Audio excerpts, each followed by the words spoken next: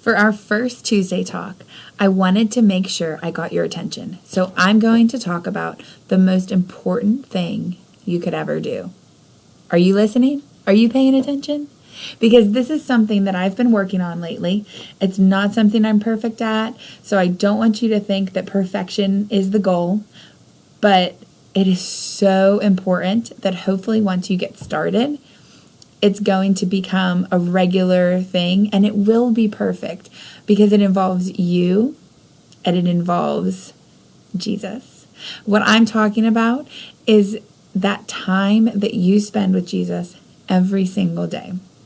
Now, I know that's not a groundbreaking idea. As Christians, we all know how important it is to spend time with Jesus every day and to focus on that relationship. But as regular people, we know that life takes over sometimes, and it's easy to let the things staring you in the face or standing right in front of you or taking up your time also take up priority in your life. And that relationship with Jesus doesn't always feel or look like a priority every day. So like I said, this is something I'm working on. It's something I personally felt convicted about through the Lenten season. So it's something that I've been working on, and I want to share some ideas with you. And hopefully you all can work on it with me. So this is called TPPP. I know. I wish I had come up with a better name for it too, but it was the best I could do. So we're going to start with the T in TPPP. Okay, you ready? So the T is time. I know, none of us have enough of it, right? And you're thinking, you want me to add something else, right? That's what you're going to ask me next.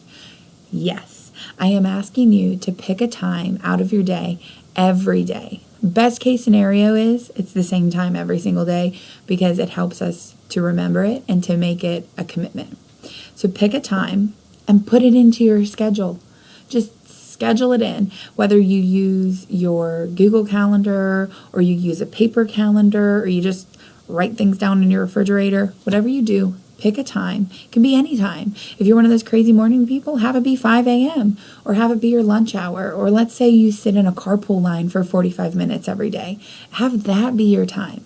Just pick a time that you're going to dedicate just to Jesus.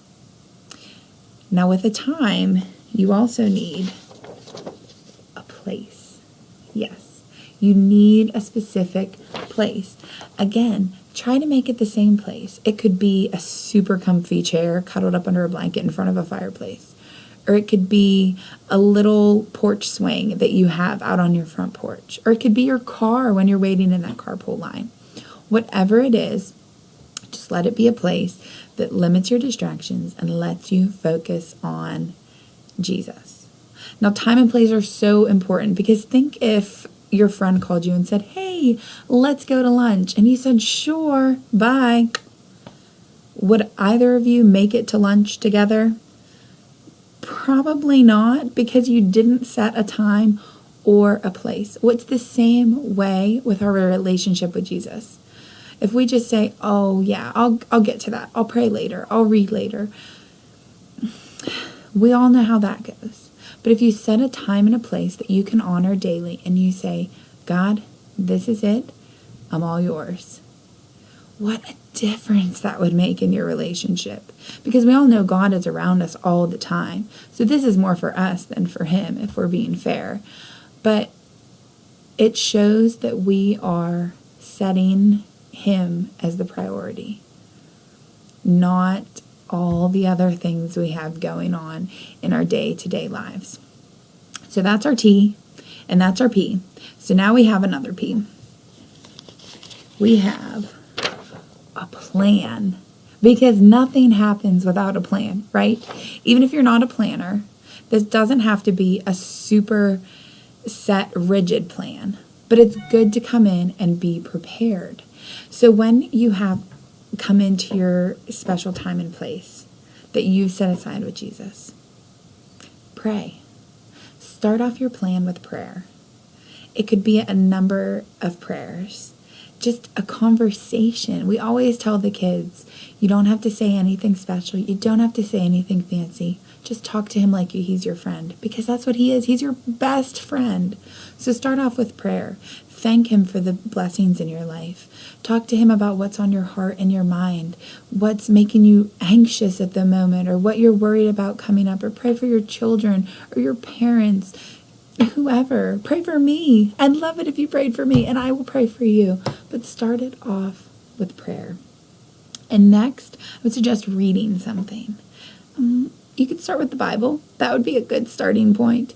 Anywhere in the Bible is fantastic, but if you're new to sitting down and reading, the Gospels is always a fantastic place to start. My personal favorite is John, but you can always start at Matthew. Go Matthew, Mark, Luke, and John and work your way through. I also love Proverbs and Psalms. If you'd love to read through and learn about what Jesus has for our lives. And the Psalms just give a beautiful, poetic entrance into reading scripture.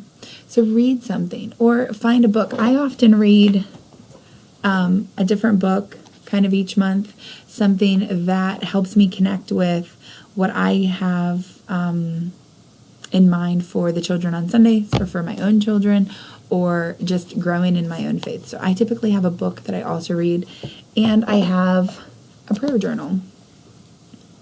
So I mark things with tabs, and I kind of jot down prayers based on those categories. It just kind of helps keep me focused, and it helps me remember day to day, week to week, month to month what I was praying about, and it helps me keep track of answered prayers, and it just keeps me in line. But that's totally me. If you want to do something different, go for it, because this is your time with Jesus, not yours and Emily's and Jesus's time together. It's all you and him. So do whatever plan works best for you, but please make sure it includes prayer and time spent in scripture. And last, our final P is a person. Now I know I just said this is just for you and Jesus, right? But I am going to ask you to involve another person just to keep you accountable. Because if anybody out there has tried to lose weight or start exercising or start doing anything different than they normally do in their lives, if you don't have somebody helping to hold you accountable, usually it doesn't work out that well. Because after the initial excitement wears off, it's easy to slip back down into what we are used to doing. So tell somebody about your plan, whether it's your spouse or one of your children or a friend. Or you can tell me about it, tell Pastor Steve, anybody. Just tell them about the plan you have, what time, what place, and what you're going to be doing. And if you start slipping, let them help pull you up and get you back on track. Because it always helps to know that somebody else has your back and is helping to hold you accountable as you strive to pursue a deeper relationship with Jesus Christ. Now, we all want to be like Jesus, right? He's like the ultimate goal in the Christian faith.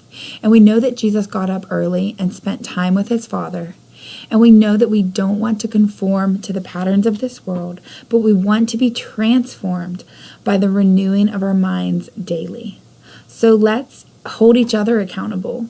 Let's begin creating a time, a place, a plan, and let's be each other's person as we further our relationship with Jesus and attempt to spend every day in relationship with him, so that we can pass that along to the children that we serve on Sunday mornings.